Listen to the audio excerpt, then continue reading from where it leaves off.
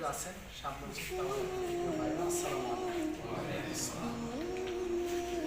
আমাদের আজকে আমরা ভিলেজ ওয়েলফেয়ার অ্যাসোসিয়েশন থেকে আমরা এখানে বসছি।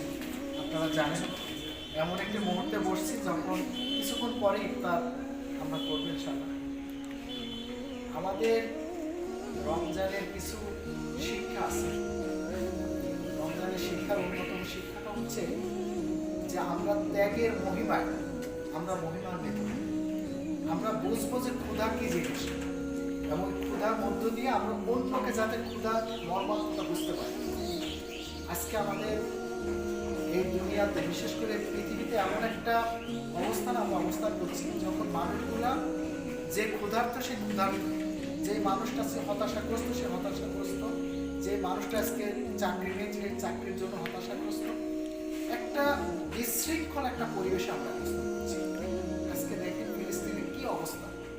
আজকে কিছু ভিডিওতে দেখলাম কত সুন্দর একটা সাজানো বাগান ছিল, কত সুন্দর পরিবেশ ছিল। মাত্র কয়েক লক্ষ মানুষের ভিতরে 33,000 লোককে হত্যা করা হয়েছে। কারা করছে?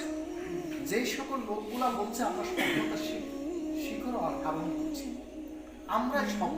আমরাই সর্বোচ্চ সিভিলাইজড, সেই সকল মানুষগুলাই আজকে এই আনসিভিলাইজড কালচারগুলো তৈরি করছে। সুতরাং আমরা এখানে যারা বসছি আমাদের ভিতরে এমন কিছু মানসিকতা তৈরি করতে হবে। আমরা ছোট পরিসরে হোক আমরা আমাদের জায়গা থেকে চেষ্টা করব।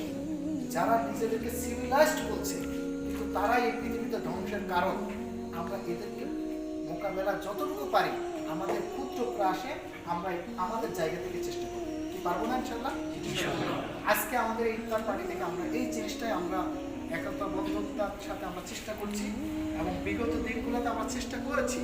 সেটা হচ্ছে যে আমাদের ক্ষুদ্র ক্ষুদ্র মন থেকে ক্ষুদ্র ক্ষুদ্র প্রচেষ্টাগুলো থেকে আমরা এলাকাতে ভালো কিছু করতে চাই, আমরা সেই দিকে এগোচ্ছি, তাই না? আমরা পারবো তো ইনশাআল্লাহ। আমরা আবারও বলছি এই ভিলেজ ওয়েলফেয়ার অ্যাসোসিয়েশনের একটা বিশেষ মহৎ উদ্দেশ্য আছে। সেখানে আপনারা সবাই জানেন যে এটা থেকে একটা সবচেয়ে বড় কথা হচ্ছে এখানে সকল প্রকার রাজনৈতিক ভেদাভেদ ভুলে কোনো রাজনৈতিক প্ল্যাটফর্ম থাকবে না। কে কোন দল করে সেটা ইম্পর্টেন্ট না। আবারও বলছি এই ধরনের একটি দল আছে, আপনারা জানেন বরিশালে একটা পেয়েছি এবং এখানে নাটোরে একটা পেয়েছি। এই যে পলকের এলাকাতে একটা আছে, দুইটা এলাকাতে আমি দেখেছি। সেখানে যুবক ছেলেরা পুরো ইউনিয়নের চিত্র চেঞ্জ করে ফেলেছে এবং আশা করি ভবিষ্যতে আমরা সেই যুবকই আমরা হতে চাচ্ছি এবং আমাদের দেখে মিডিয়াগুলো প্রচার করবে যে আমরা এই এলাকাটা এইভাবে পরিবর্তন করেছি। আমরা পারবো না? ইনশাআল্লাহ আমরা পারবো। আগামীতে আজকে আমাদের ইফতার পার্টি আল্লাহ কবুল করুক এবং সর্বশেষ আবারও বলছি আমরা এই আনসিভিলাইজড একটি সমাজকে কীভাবে সিভিলাইজড করব এই দিনটাতে আবারও চিন্তা চেতনা প্রসারিত করে আমরা এখনই শেষ করছি। আজকে যারা উপস্থিত হয়েছেন সবাইকে আমাদের পক্ষ থেকে অভিনন্দন জানাচ্ছি কষ্ট করে আসার জন্য। আসসালামু আলাইকুম।